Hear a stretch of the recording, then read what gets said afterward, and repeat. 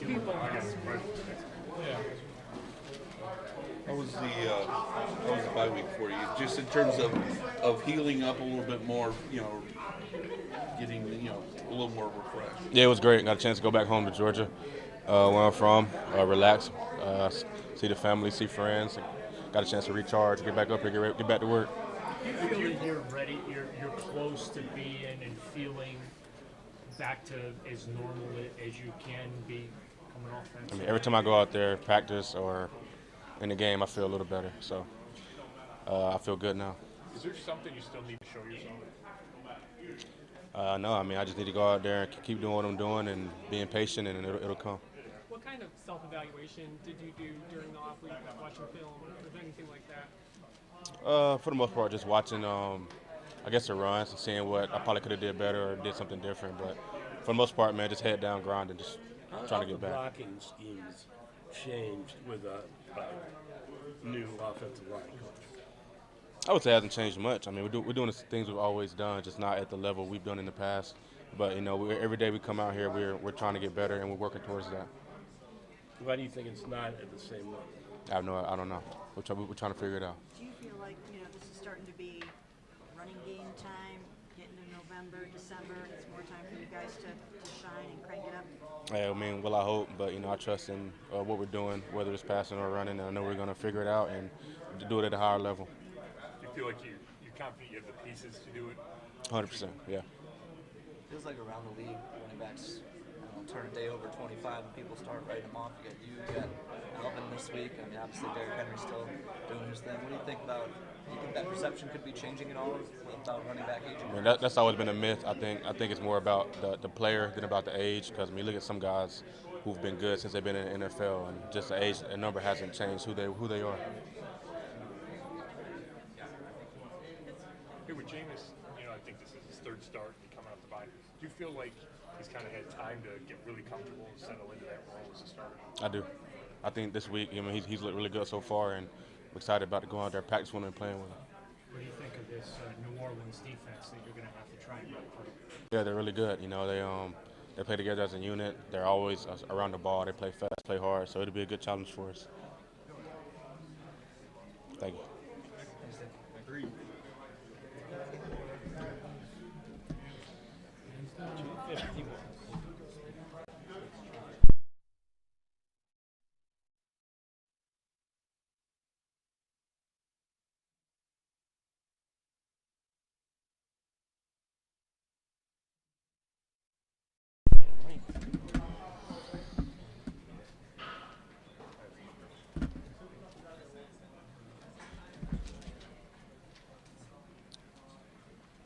Yeah, How was y'all bye week? How fondly do you look back at those 4 years you had in New Orleans? How far? Fondly. How fondly? Yeah. Well, I'm grateful for every opportunity that I have, but I'm really grateful for the time, really 1 year that I had with Sean Payne and Drew Brees, of just learning how to play the quarterback position the right way. I was going to ask you, how much did that shape you into who you are now? I think it definitely was a process where I was looking to take all the superpowers that Drew Brees and Sean had and implement them in my system. Yeah. How difficult were some of the lessons that you learned? You talk about learning how to play quarterback. How difficult are those lessons for a young quarterback to actually learn? Because everybody's sort of you think about your talent, but there's more to it, obviously. It's what to do and what not to do. And when you see a quarterback that has done it at a high level for a long time, under a system that he's been in for a long time, you just see the day in and day out detail and intentionality that is taken with every play. James, 21 looks really good statistically for you before the injury. Was that the best you played, and whether it was or wasn't? Like, what worked in that stretch? We ran the ball well, we threw the ball well, and we played great complementary football. And that's the key to success for any team. But that was a fun year that ended shortly. What do you take away from your last start, the 3 interceptions, and how you've been a guy that's been known as you're willing to let it fly and go vertical. So how do you balance the I want to take care of the football with. I want to be true to myself and challenge defense. Yeah, everything in terms of every play is judged off decisions. So I'm assessing like, how was the decision, right? A lot of situations can arise up in the game, but as long as the decision is right, then I'm building on it and I'm just eliminating the negative part. How do you feel about then you ran the decision thing? So when you go back and you look at that last start, how do you feel about the decisions that you made in that game? Yeah, I feel like I made some great decisions, but I also feel like that there's some that I can eliminate to be better. So when you look back at that 21 season, I think it was 14 touchdowns and 3 picks in those 7 starts. What were you doing so well to eliminate those negative plays? I think just as a team, we did a great job of playing together. And, you know, Sean Payton is one of the best play callers in the game. You know, and again, watching the process of someone in front of me do it over and over and over again, and just going out there and being who I am. You know, taking care of the football. Great job carrying out my fakes. You know what I'm saying? Just doing everything that's required to win. So, James, when you say that you learn what to do and what not to do, playing with Drew Brees and Sean Payton, it sometimes looks like those interceptions are thrown right to the defender. Obviously, then that's not what you're trying. So, how does that correlate with learning what not to do? Yeah, I think that goes to one play at a time. Everyone has their unique perspective, but only few, actually 32 people, are actually within the pocket and getting a chance to execute that.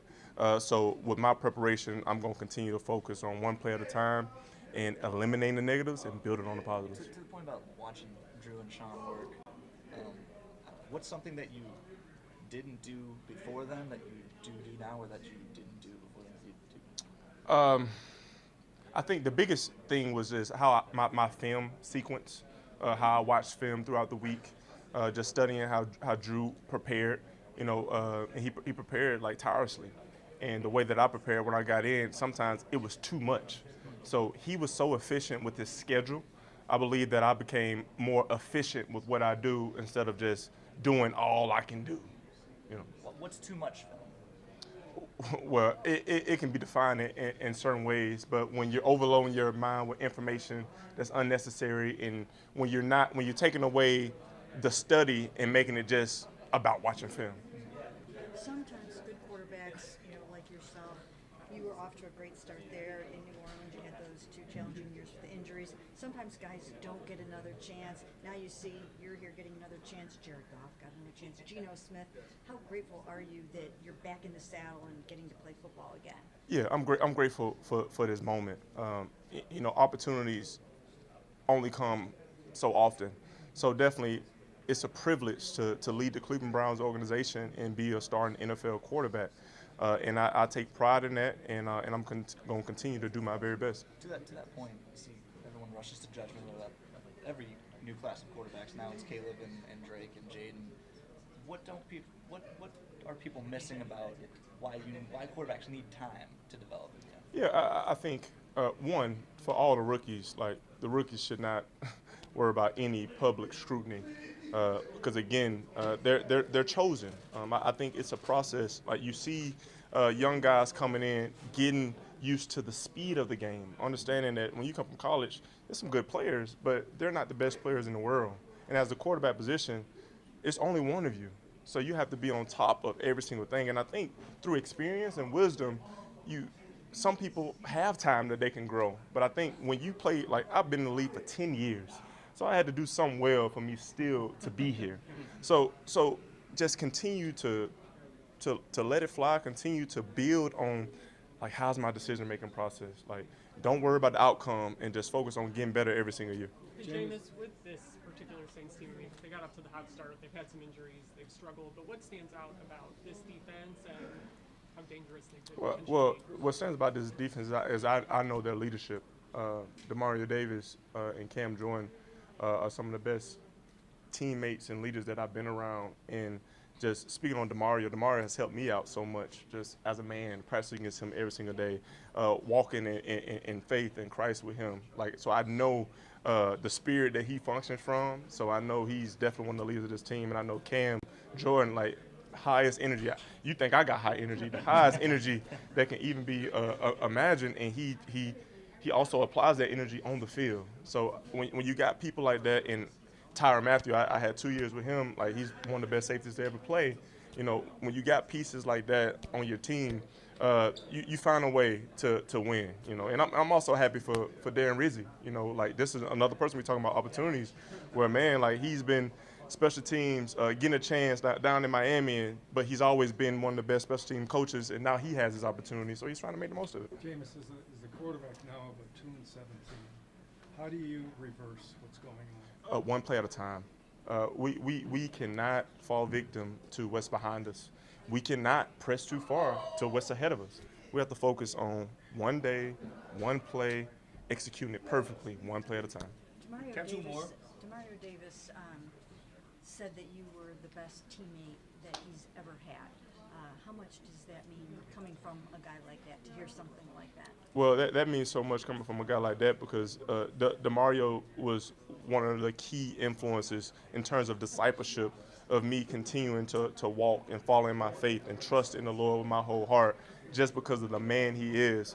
Seeing him being a great father, seeing him being a great teammate, seeing him being an elite player, you know, obviously inspired me to be the man and the player that I am today. James, Kevin's talked about getting the run game going, coming out of the bye. Why do you think it hasn't been what it usually is around here? Well, I mean, one reason is, like, when you're studying the running back position, it starts with the front, right? And our front has been banged up from time to time. We just got one of the best running backs in the league, you know, back. So I think just everyone developing a synergy, right, and us all gelling and working together, that's what leads to a great, efficient run game, right? And Nick is getting healthy. Jerome, Pierre, and Dr. Foreman, they did a great job. But at times we were in games where we had to throw the ball more, right? So I think us staying ahead of the sticks, being efficient, will allow our running game to continue to pick up and continue to increase. Jameis, I saw that you recently took part in a spelling bee. Can you tell me about your spelling bee and how good it is? Well, my spelling is really good, but in terms of real tea, they have polyphenols in them, and they're just very healthy for you. Like, I support real tea because it's a great tea. It's a hydrating tea, and it's one of the purest, cleanest teas that you can ever buy because it's real tea. Can I ask one? Thank you for the ad. Can I squeeze in one more real quick, if you don't mind? Do you feel like going back there and just so many things that went on for you there, will you be overcome with emotion? I mean, do you kind of have to prepare for just being overwhelmed a little bit? You know, I just function out of gratitude. You know, the people in New Orleans, I really love them. They really helped that transitional period in my life. They filled it up with joy. My teammates, they encouraged me. They pushed me. And the city of New Orleans is one of the best cities, you know, to be a part of. So I'm definitely excited. But my primary focus is going out there, executing one play at a time perfectly.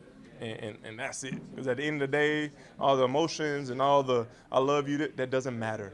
All right. All that matters is us as Cleveland Browns to go out there, execute one play at a time to the best of our abilities. All right. Thank you. Thank you.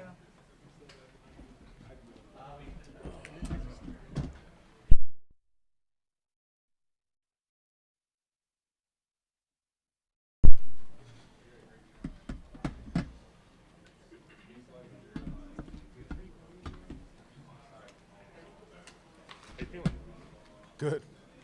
What was it last month plus like? Frustrating. Yeah, trying to just let my body heal, but also mentally being engaged and constantly wanting to be out there. It's probably, to me, in my 10 years, injury's always been the hardest part of this game, right? Overcoming it and staying positive through it. So anytime, you know, you get dealt those cards, it just sucks. What's been the key for you to stay mentally engaged when you are out for this? Yeah, teaching, helping, you know, taking notes, being engaged as if I'm playing, you know, and just helping the young guys, you know, see the things that I see and understand the game just maybe a little bit better. Just doing my part, just trying to get them right.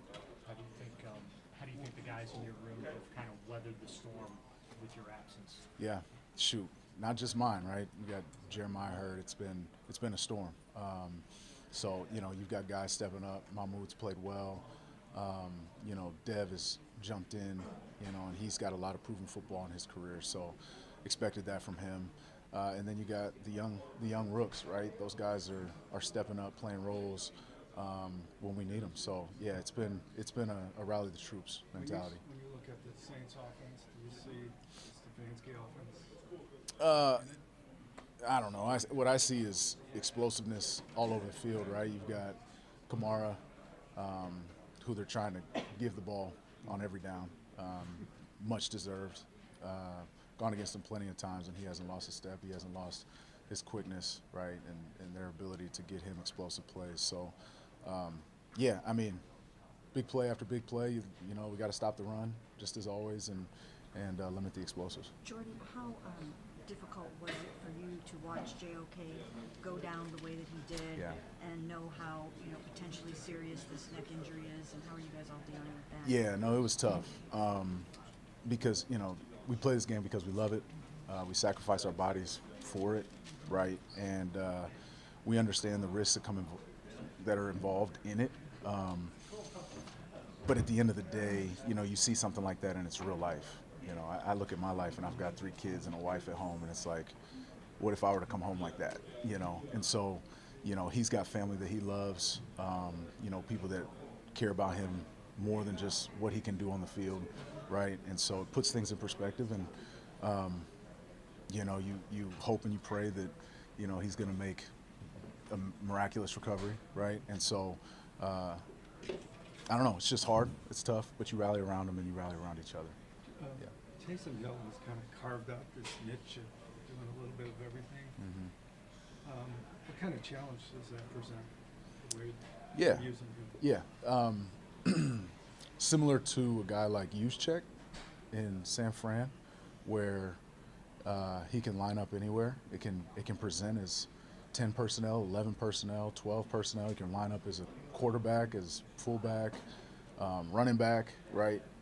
It creates a challenge of how do you match up personnel groups.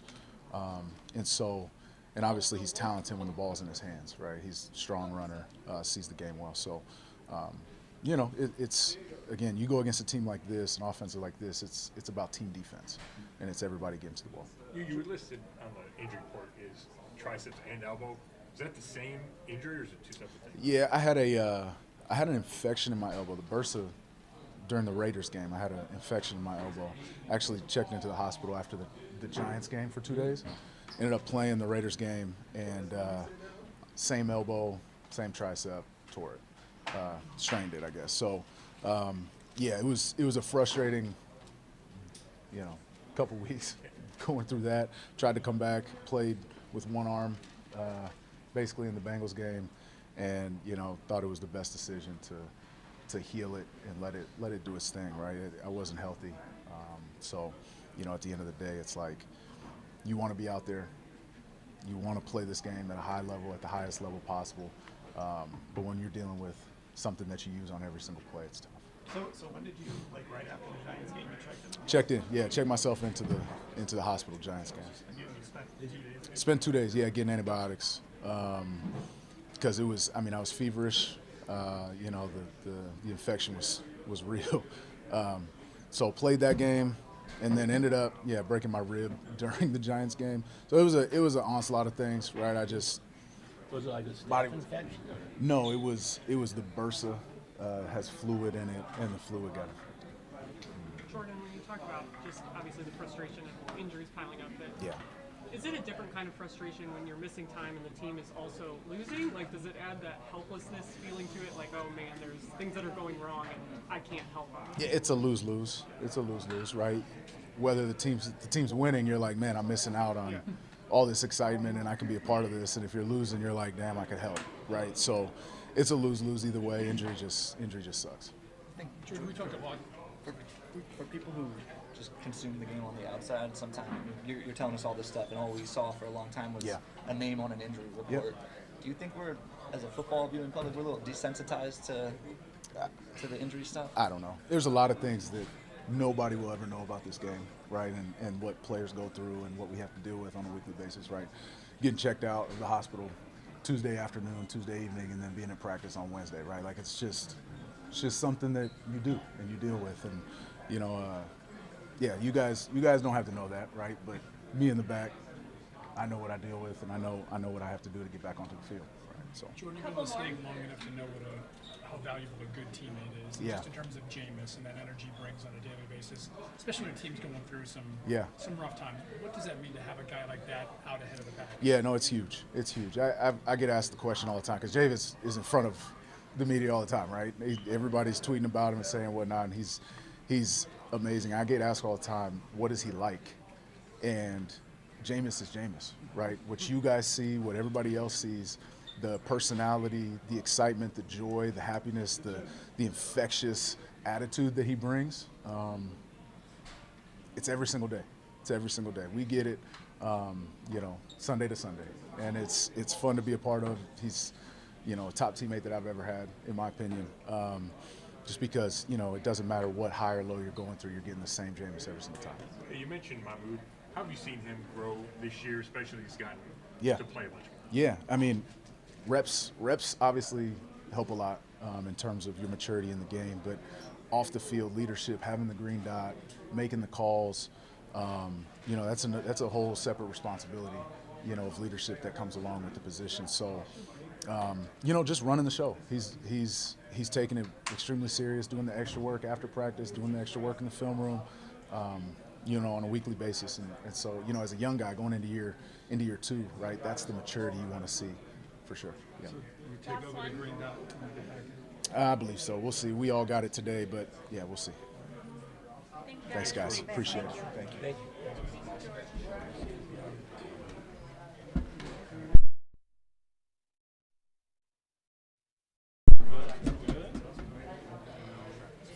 How you guys doing? Good. I'm great.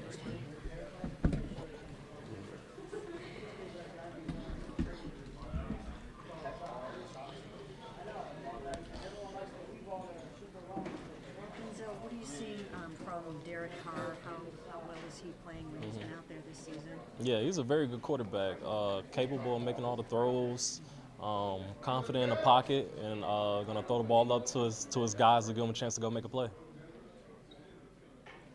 As I know we've talked about it before, but the lack of interceptions, you know, defensively and especially from the secondary, how frustrating is that? And is there anything you guys can do to change it?